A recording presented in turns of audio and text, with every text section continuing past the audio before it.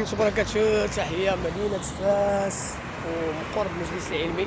تنقول لجميع المؤذنين وجميع الإخوة بأن بفضل الله سبحانه وتعالى كاينة واحد المسابقة ديال الأذان والتهليل غتكون في هذا الشهر هذا الداخل، يعني الراغبين في المشاركة في الأذان، يعني المؤذنين خاصة بالمؤذنين، يعني الأذان والتهليل، الناس المؤذنين والمؤطرين، يعني تحية من هذه المناسبة بهذه المناسبة وهذا المكان الجميل قرب المجلس العلمي مدينة فاس.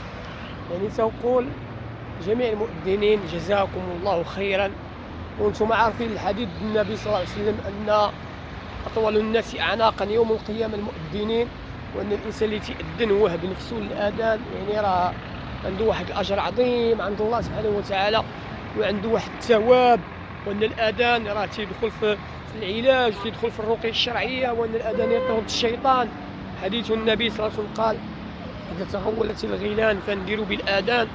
يعني المؤذن عنده واحد الدور في المجتمع، وبغينا هذا الشيء نعرفوه وليداتنا، وأن الإنسان يحترم احترام. والحمد لله كاين احترام ديال الإمام والمؤذن، يعني صراحة الله تشوفوا في المغرب أن الاحترام تام، لكن بغينا هذا الاحترام يكون يتزاد في القدر ديالو، وأن نعرفوا هذا المؤذن وأن المشرف على الجامع وخصوصا اللي تيكون تيأذن يعني راه عنده واحد القيمة عند الله سبحانه وتعالى كبيرة، عنده واحد القيمة في الدين ديالنا، ولكن بغينا نشوفوا على أرض الواقع، وتنطلبوا الله سبحانه وتعالى دائما وتنلتمس من وزارة الأوقاف والشؤون الإسلامية أن المؤذنين وأن القيمين على المساجد والأئمة يتهلاو فيهم، فهمتي، ونزيدوهم في الخلصة.